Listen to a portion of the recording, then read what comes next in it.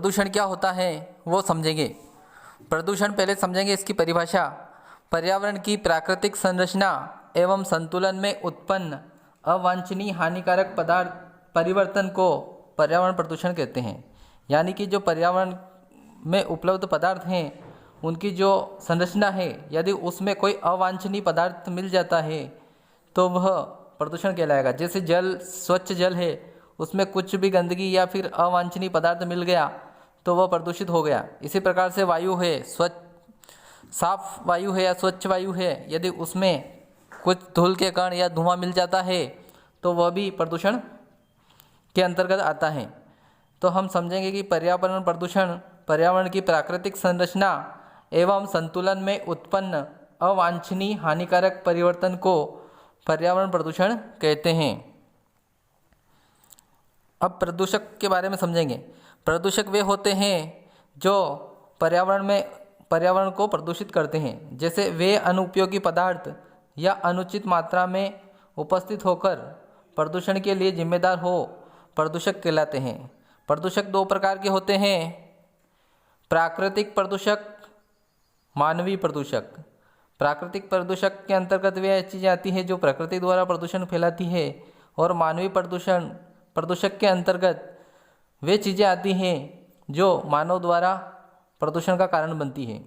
जैसे कीटनाशक, उर्वरक, कांच, प्लास्टिक, रेडियोधर्मी पदार्थ, धातुएं, लेड, विभिन्न प्रकार के रसायन, ये सब मानवीय प्रदूषक हैं।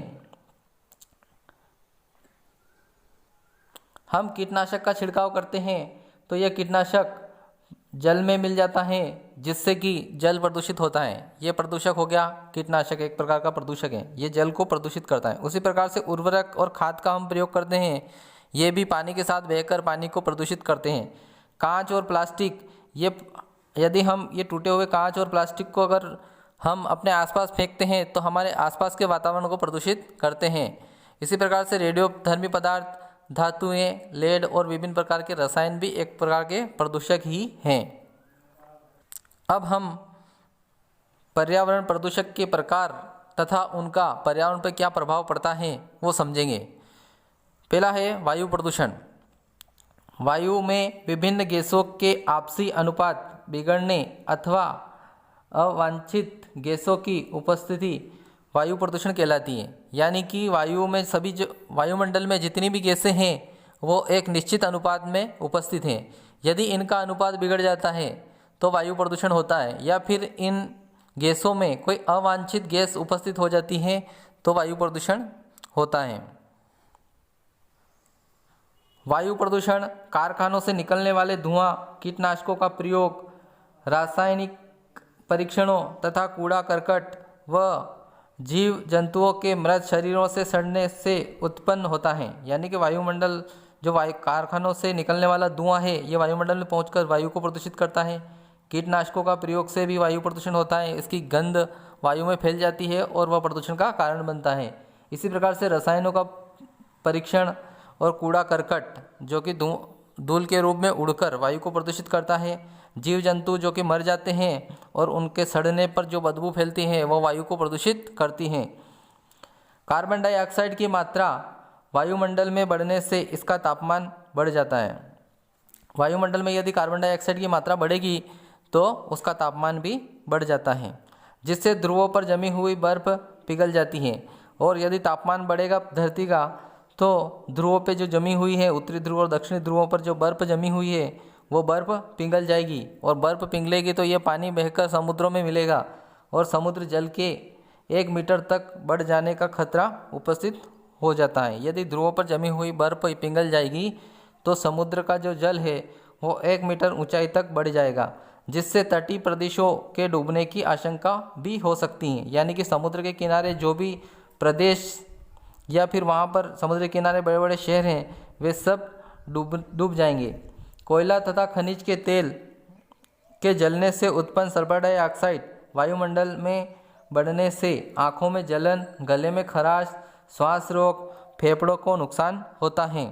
यानी कि यदि हम कोयले को जलाते हैं तो उससे उत्पन्न सल्फर डाइऑक्साइड वायुमंडल में बढ़ जाएगी, जिससे हमारी आँखों में जलन होगी तथा गले में खराश उत्पन्न होगी तथा सांस लेने में हमें दिक्कत आएगी और फेफड़ों को नुकसान भी होगा। वायु प्रदूषण अम्लीय वर्षा को भी बढ़ावा देता है, यानी कि वायु प्रदूषण अगर होगा तो जो वर्षा होगी वो अम्लीय वर्षा होगी, उसमें अम्ल की मात्रा अधिक हो जाएगी। वायु प्रदूषण से ओजोन परत के छिद्र बढ़ने का खतरा भी उत्पन्न होता है, यानी कि वायुमंडल में एक परत है जिसको हम ओजोन परत कहते हैं, जिससे कि उसका छिद्र बढ़ता है और ओजोन परत हमारे लिए एक सुरक्षा कवच का कार्य करती है, जो कि सूर्य से आने वाले हानिकारक विकिरणों को रोकती है। यदि वायु प्रदूषण बढ़ेगा तो ओजोन का जो छिद्र है वो बढ़ जाएगा और उससे सूर्य से आने वाली हानिकारक विकिरणें हमारे तक पहुंच जाएगी, जिससे हमें कैंसर जैसे रोग उत्पन्न हो जाएंगे। अगला प्रदूषण है अम्लीय वर्षा। कारखानों से निकलने वाली विषाक्त सल्फर डाइऑक्साइड तथा नाइट्रोजन गैसें नाइट्रिक ऑक्साइड तथा वायुमंडल में मिलकर वहाँ की विद्यमान वाष्प के साथ क्रिया करके क्रमशः सल्फ्यूरिक अम्ल या गंधक का अम्ल तथा नाइट्रिक अम्ल बनाती हैं। कहने का अर्थ है कि जो कारखानों से जो सल्फर डाइऑक्साइड तथा नाइट्रोजन गैसें निकलती हैं वो वायुमंडल में जल वाष्प के साथ क्रिया करके सल्फ्यूरिक अम्ल बनाती हैं तथा नाइट्रिक अम्ल बनाती हैं। यह अम्ल जब भी वर्षा जल के साथ धरती पर गिरता है तो इसे अम्लीय वर्षा कहते हैं, जिसे तेजाबी वर्षा या एसिड रेन भी कहते हैं। ये अम्ल वर्षा के नाम है, अम्लीय वर्षा जिसे तेजाबी वर्षा कहते हैं और एसिड रेन भी कहते हैं। एसिड रेन शब्द का प्रयोग सर्वप्रथम 1873 में एक ब्रिटिश वैज्ञानिक ने किया था। भारत में ऐसे शहर हैं जहां पर एसिड वर्षा उत्पन्न करने वाली गैसों की सांद्रता बढ़ गई है, जैसे आगरा, मुंबई, दिल्ली आदि शहरों की जो वायुमंडल में है गैसें, उनमें अम्लीय वर्षा उत्पन्न करने वाली गैसों की सांद्रता बढ़ गई है। अम्लीय वर्षा से पृथ्वी का हरित आवरण नष्ट हो जाता है। जब भी ये अम्लीय वर्षा होती है तो हमारे धरती का जो हरित आवरण है वो नष्ट हो जाएगा, यानी कि पेड़ पौधे सूख जाएंगे और इसका जानवरों पर तथा समुद्र में रहने वाली मछलियों तथा पानी में रहने वाले जीव जंतुओं इससे मर जाएंगे। पेड़ पौधों की पत्तियां गिरने लगेगी तथा पौधों को रोग प्रतिरोधक क्षमता भी खत्म हो जाएगी। खेतों में खड़ी फसल भी झुलस जाती हैं इससे। अब हम समझेंगे ओजोन छिद्र क्या होता है। समुद्र की सतह से वायुमंडल के लगभग 20 से 35 किलोमीटर की ऊंचाई पर ओजोन की एक परत है, यानी कि हम अपनी धरती है या फिर समुद्र की सतह है उससे लगभग 20 से 35 किलोमीटर की ऊंचाई पर वायुमंडल में एक ओजोन की परत बनी हुई है। यह सूर्य से निकलने वाली पराबैंगनी घातक किरणों को अवशोषित कर पृथ्वी पर जीवों की रक्षा करती हैं, यानी कि यह सूर्य से जो आने वाली हानिकारक किरणें हैं उनको रोकेगी, जिससे कि हमारे शरीर की रक्षा होती है। हम एक उदाहरण के द्वारा समझते हैं। मान लिया जाए कि ये ओजोन की परत है तथा ये सूर्य है, तो ये यहाँ से जो सूर्य से आने वाली हानिकारक विकिरणें है ये ओजोन की परत से टकराती है और यह इसको अंदर वायुमंडल में या फिर हमारे धरती पर इसको आने से रोकती हैं। हानिकारक विकिरणों को यह ओजोन परत यहीं पर रोक देती है। अगर मान लिया जाए कि इसमें कुछ भी छिद्र वगैरह हो गया है तो ये ओजोन जो हानिकारक विकिरणें हैं ओजोन परत को भेदती हुई नीचे वायुमंडल में या फिर धरती पर आ जाएगी। अगर ये हानिकारक विकिरणें धरती पर आ गई तो इससे कैंसर जैसे रोग हो सकते हैं। ये ओजोन परत हमारे लिए एक सुरक्षा कवच का कार्य करती है तथा हमें विभिन्न प्रकार के कैंसर जैसे रोगों से बचाने का कार्य भी करती हैं। अर्थात समुद्र सतह से वायुमंडल के लगभग 20 से 35 किलोमीटर की ऊंचाई पर ओजोन की एक परत है। यह सूर्य से निकलने वाली पराबैंगनी घातक किरणों को अवशोषित कर पृथ्वी पर जीवों की रक्षा करती हैं, यानी कि ये ओजोन परत सूर्य से निकलने वाली हानिकारक या घातक किरणें हैं, पराबैंगनी विकिरणें, उनको अवशोषित कर लेती हैं और इससे पृथ्वी पर रहने वाले जीवों की रक्षा करती हैं। ओजोन एक संगठित अणु होता है। यह फ्रिज, एयर कंडीशनर जैसे उपकरणों में काम आने वाली गैस क्लोरोफ्लोरोकार्बन, जिसको हम CFC भी कहते हैं, के अधिक उपयोग से ओजोन परत में छेद हो गया है। यानी कि फ्रिज और रेफ्रिजरेटर वगैरह होते हैं, इनमें जो एक गैस उपयोग की जाती है जिसको हम क्लोरोफ्लोरोकार्बन कहते हैं, उनका अधिक उपयोग करेंगे तो ये वायुमंडल में चली जाती है क्लोरोफ्लोरोकार्बन, और ओजोन परत पर जाकर ये प्रभाव डालती है, जिससे कि ओजोन परत में छिद्र हो जाते हैं। यह छिद्र सर्वप्रथम अंटार्कटिका के ऊपर 1985 में देखा गया है। 1985 में यह छिद्र अंटार्कटिका के ऊपर देखा गया है। अब यह छेद दक्षिण ऑस्ट्रेलिया, उत्तर अमेरिका तथा यूरोप के ऊपर भी फैल गया है। यानी कि इसका अधिक उपयोग, क्लोरोफ्लोरोकार्बन का अधिक उपयोग करने से ओजोन परत में छेद हो गया है, जिससे कि फैलता फैलता दक्षिण ऑस्ट्रेलिया, उत्तर अमेरिका, यूरोप पर भी फैल गया है। ओजोन परत के दुष्प्रभाव। ओजोन परत में छिद्र होने से पृथ्वी पर पराबैंगनी किरणों का कहर फैल रहा है। इससे त्वचा के कैंसर हो रहे हैं तथा शरीर की रोग प्रतिरोधक क्षमता वो भी घटती जा रही है। प्रकाश संश्लेषण की दर कम होती जा रही है।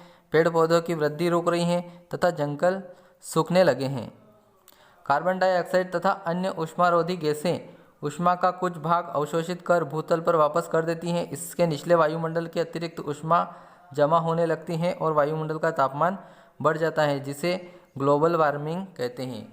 यानी कि ग्लोबल वार्मिंग क्या होता है, इसके बारे में यदि कार्बन डाइऑक्साइड का मात्रा वायुमंडल में अधिक बढ़ जाती है तो सूर्य से आने वाले जो विकिरण है उनको यह कार्बन डाइऑक्साइड अवशोषित कर लेती है तथा इसको वायुमंडल में ही रखती है, जिससे कि वायुमंडल का तापमान बढ़ जाता है। इसे ही वायुमंडलीय तापमान या जिसे ग्लोबल वार्मिंग भी कहते हैं।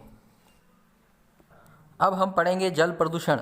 प्राकृतिक जल में किसी अवांछनीय बाह्य पदार्थ का प्रवेश जिससे जल की शुद्धता में गिरावट आती है वो जल प्रदूषण कहलाता है। यानी कि जो भी प्राकृतिक जल है उसमें यदि कोई बाह्य पदार्थ अगर मिल गया है तो जिससे कि जल की शुद्धता में गिरावट आ रही है तो वो जल प्रदूषण कहलाएगा।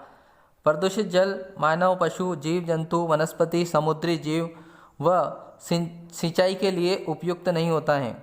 प्रदूषित जो जल होता है वह मानव के लिए, पशुओं के लिए, जीव जंतु, वनस्पति तथा समुद्री जीव और सिंचाई के लिए उपयुक्त नहीं है।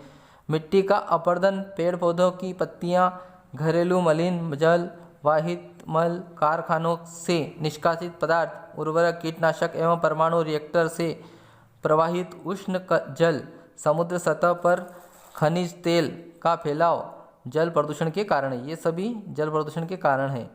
प्रदूषित जल से में घुले सीसा, पारा, क्रोमियम आंतों व गुर्दों की कोशिकाओं को खराब कर खांसी, जुकाम, पीलिया, डेंगू, हैजा, टाइफाइड, पेचिस आदि बीमारियों को जन्म देते हैं। ये सब जितने भी रोग हैं, बीमारियां हैं, ये सब प्रदूषित जल के कारण ही होते हैं।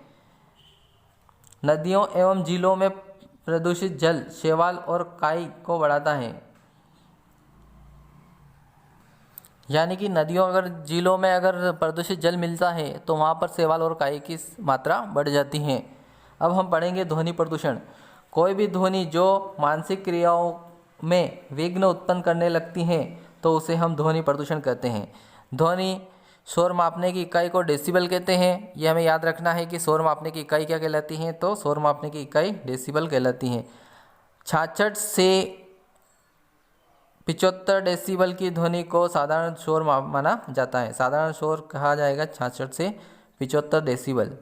140 डेसिबल की ध्वनि मनुष्य के सुनने की शक्ति को कमज़ोर बना देती है। यदि 140 तक की अगर ध्वनि है तो मनुष्य के सुनने की शक्ति को कमज़ोर कर देगी।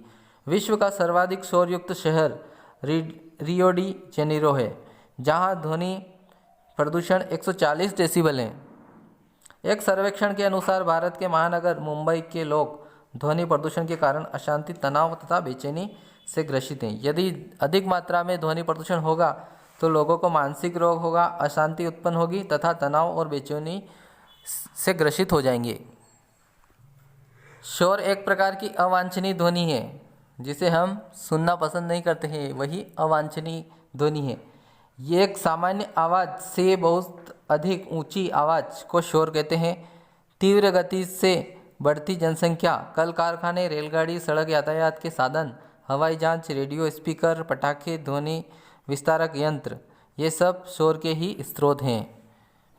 ध्वनि प्रदूषण से मनुष्य मनोरोगी हो जाता है, मानसिक रोग हो जाते हैं। मस्तिष्क तनावग्रस्त रहता है, जिससे चिड़चिड़ापन और सिरदर्द बढ़ता है और महिलाओं के गर्भ तथा शिशुओं के स्वास्थ्य पर भी इसका बुरा प्रभाव पड़ता है। अगला प्रदूषण है मृदा प्रदूषण।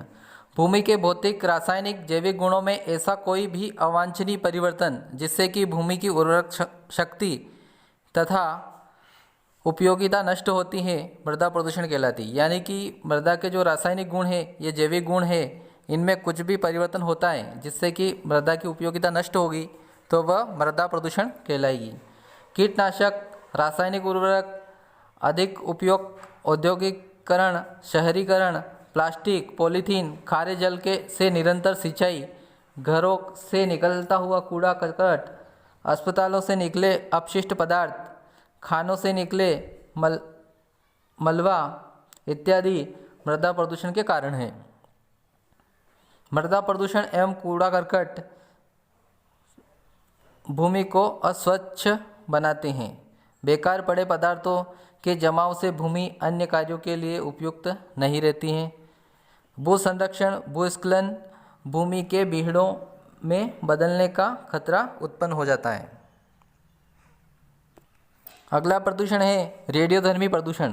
परमाणु तत्वों को विभिन्न प्रयोजनों में उपयोग करने से रेडियोधर्मी तत्व वातावरण में प्रवेश करके रेडियोधर्मी प्रदूषण उत्पन्न करते हैं। यानी कि परमाणु तत्वों का हम उपयोग करेंगे तो उससे रेडियोधर्मी पदार्थ निकलेंगे और ये वातावरण में प्रवेश कर जाते हैं, जिससे कि रेडियोधर्मी प्रदूषण उत्पन्न होता है। Uranium, thorium, caesium, plutonium, cobalt, strontium जैसे रेडियो सक्रिय तत्व नाभिकीय प्रक्रियाओं में काम आते हैं। ये तत्व ही रेडियो प्रदूषक के कारण होते हैं। परमाणु बमों के निर्माण तथा परीक्षण रेडियोधर्मी प्रदूषण फैलाते हैं।